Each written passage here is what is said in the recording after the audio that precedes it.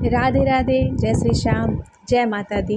आज नवरात्रि का पहला दिन है तो मैं ज्योति जायसवाल आप सभी का अपने यूट्यूब चैनल में बहुत स्वागत करती हूँ।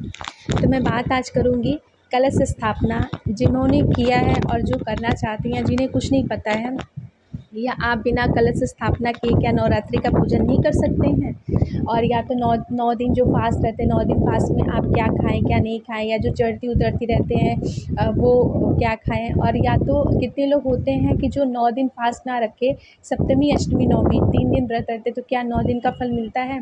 ये सारी जानकारियाँ आज मैं आप लेकर आई हूँ।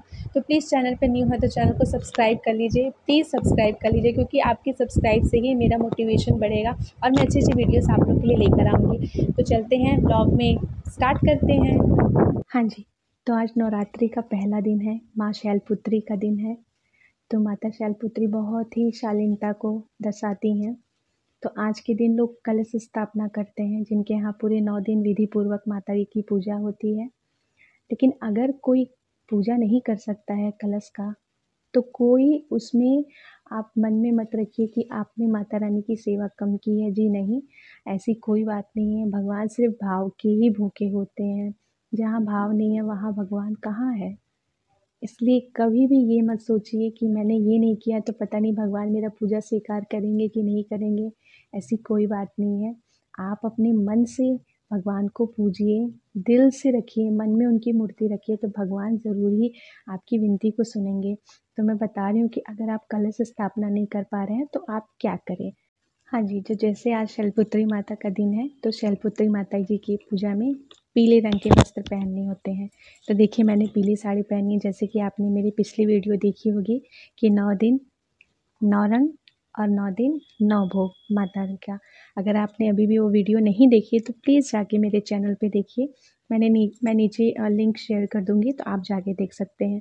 तो मैं बात कर रही थी कि अगर आप कलश स्थापना नहीं कर पा रहे हैं तो आप क्या करें। तो आपको क्या करना है, अपने जहाँ भी आपकी मंदिर हो, ऊपर अगर आपने टांगा हुआ हो या नीचे है, लेकिन मैं तो ये कहूँगी नवरात्रि में आप 9 दिन माता को नीचे अच्छे से उनको विराजमान करके उनकी पूजा करिए। तो मैं अपने घर में यही करती हूँ। मेरे घर में अभी फ़िलहाल कलश स्थापना हम लोग वैसे नहीं करते हैं, तो हमें जितनी श्रद्धा और भक्ति होती है हम उतना ही करते हैं। ये नहीं कि मैं जल्दी-जल्दी नहीं मुझे करना है और मैं कर लूँ, फिर मुझसे पार ही ना लगे। करती हूँ मैं, नीचे एक आप चौकी बिछा लीजिए, उस पे लाल कपड़ा रख लीजिए। उस लाल कपड़े के ऊपर माता जी का तस्वीर रख के, उसके बाद फिर थोड़ा-सा चावल रख के, ज़्यादा नहीं, मैं कहूँगी थोड़ा-सा, क्योंकि वेस्ट नहीं करने हैं हमें। चावल रख के उस पे 1 लोटा जल, जल में 1 सिक्का, थोड़ा सिंदूर, थोड़ा-सा हल्दी डाल के आप रख दीजिए। उसके ऊपर एक कोसे से भरा हुआ चावल रखिए। चावल के ऊपर आप एक दिया रखिए माता जी के लिए। अगर आप शुद्ध घी का अगर रख सकते हैं तो ठीक है, नहीं तो तिल का भी दिया जला सकते हैं आप। तो बस मैं दीपक जला देती हूँ। और हाँ, आज के दिन आपने ना माता जी को घी का भोग लगाना है। कोई भी माता जी का अगर आप प्रसाद रख रहे हैं ना, तो उसमें 1 लौंग और 1 इलायची ज़रूर रखिए। माता जी को बहुत पसंद आता है। उसके बाद फिर आप मेवे का भी भोग लगा सकते हैं। जिसकी जैसी शक्ति वैसी भक्ति। ये बात है, जिसकी जैसी शक्ति वैसी भक्ति। तो बस मैं ऐसे पूजा करके माता को धूप दीप दिखा के, और जो आप कोसे के ऊपर जो दिया रखेंगे ना, वो दिया आप परमानेंटली जले रहने दीजिए। उसको आप माता जी को मत दिखाइए, वो बस उनके सामने जले रहने दीजिए। आप एक दूसरा दिया माता जी को दिखा सकते हैं या किसी और भी भगवान को आप दिखा सकते हैं। तो फिर अब बात कर लेते हैं उसके बाद क्या करना है। तो आपने क्या करना है ना, माता जी का चालीसा पढ़ लीजिए, विंध्येश्वरी माता का चालीसा पढ़ लीजिए, आरती कर लीजिए कपूर दीप दिखा के। अगर आप लौबान सुलगा सकते हैं तो पूरे घर में करिए। तो ये सारी चीज़ों से ना माता रानी बहुत खुश होती हैं। और अपने घर को सुबह जितना हो सके उतना साफ़ रखिए। मैं ये नहीं कहूँगी कि मतलब एकदम सफाई में भिन जाओ, नहीं, आप उतने ही सफाई कीजिए जितना आपके शरीर में शक्ति हो। ये नहीं है कि दिन भर सफाई सफाई सफाई, जी नहीं, सफाई भी उतनी करनी चाहिए जितनी आपकी शक्ति हो। उसी तरह कहते हैं ना, पूजा भी जितनी शक्ति उतनी भक्ति। तो आपके शरीर में जितनी शक्ति हो आप उतना माता रानी की पूजा में कर सकते हैं। तो ये पूजा वगैरह करके आप अच्छे से, आप अगर जो लोटा आपने रखा है ना, उसमें आप आम का पल्लू भी लगा सकते हैं। आपकी इच्छा अनुसार वैसे लगा लेंगे तो बहुत अच्छा रहेगा, उसको और शुभ माना जाता है। तो इतना करने के बाद आप चालीसा आरती वगैरह कर लीजिए, माता जी का भोग वगैरह लगा लीजिए। अगर आपसे बहुत पार लगे तो आप दुर्गा सप्तशती का कुछ पाठ कर सकते हैं। ज़रूरी नहीं है। तो आप अच्छे से पूजा वगैरह करके आप दुर्गा सप्तशती का पाठ भी, जैसे कितने लोग होते हैं जो एक दिन में पूरा पाठ करते हैं, अगर आपसे नहीं हो पा रहा तो आप थोड़ा थोड़ा पाठ करिए, और जब तक आपका 9वां दिन आए माता रानी का, तब तक आपका दुर्गा सप्तशती का पाठ पूरा हो जाए। और कभी भी आप पाठ करिए ना, तो हाथ में एक पुष्प और थोड़ा सा चावल लेकर अपने हाथ को ऐसे बंद करके ही पाठ करिए। उससे पाठ कहते हैं शुभ माना जाता है। तो इतना आप कर सकते हैं। अगर आपसे ये भी नहीं पार लगता तो मैं तो यही कहूँगी कि आप चालीसा ही करिए और आरती करिए। ठीक है, तो फिर बात कर लेते हैं उपवास को। तो कितने लोग जो होते हैं उपवास 9 दिन का रखते हैं, कोई चढ़ती उतरती रखता है, कोई सप्तमी अष्टमी नवमी रहता है। तो अपनी अपनी श्रद्धा के ऊपर है। लेकिन मैं तो आज तक 9 दिन कभी नहीं रही हूँ, मैं झूठ क्यों बोलूँगी। मैं चढ़ती रहती हूँ और उतरती रहती हूँ। मानिए कि आज का फास्ट है, फिर लास्ट नौवीं अष्टमी वाले दिन उतरते हम लोग रहते हैं। तो हमने बस यही रखते हैं। और जो 9 दिन फास्ट रखते हैं उन लोगों को बहुत कुछ करना पड़ता है, दिक्कतें भी होती हैं, लेकिन सब वही है, माता रानी की भक्ति के ऊपर है।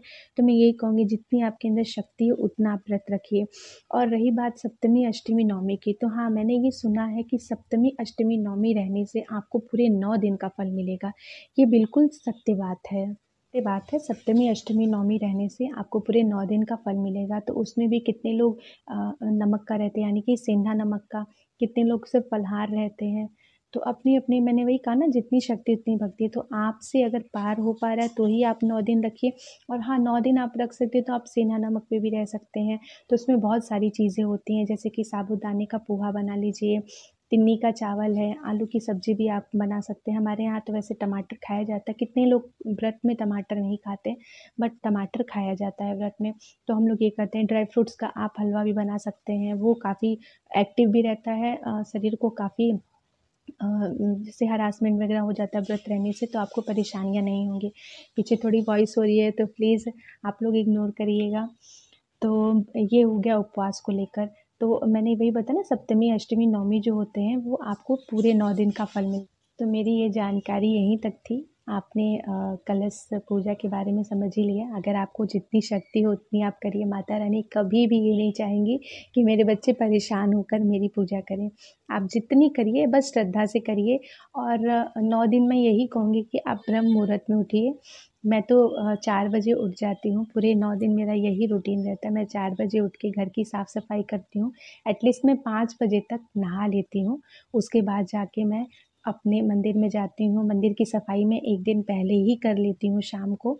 जो भी बर्तन वगैरह हैं मंदिर के, या पोछा वगैरह लगाना है, या सारी चीज़ें फूल वगैरह उतारने, मैं 1 दिन पहले शाम को कर लेती हूँ, ताकि मुझे अगले दिन नेक्स्ट मॉर्निंग में इतनी दिक्कतें ना हों। बिकॉज़ बच्चे भी स्कूल जाते हैं, बच्चों का टिफ़िन बनाना रहता है, तो बहुत सारी दिक्कतें आ जाती हैं। तो मैं 5 बजे तक नहा धो लेती हूँ, और 5:30 बजते-बजते मेरे मंदिर में दीपक जल जाते हैं। तो मैं यही कहूँगी, पूरे 9 दिन आप कोशिश कीजिए कि आप सुबह उठिए, और सुबह उठ के सबसे पहले अपने द्वार पे एक ही जग पानी डालिए, क्योंकि कहते हैं मेन द्वार जो रहता है ना, वो साफ़ होना बहुत ज़रूरी है।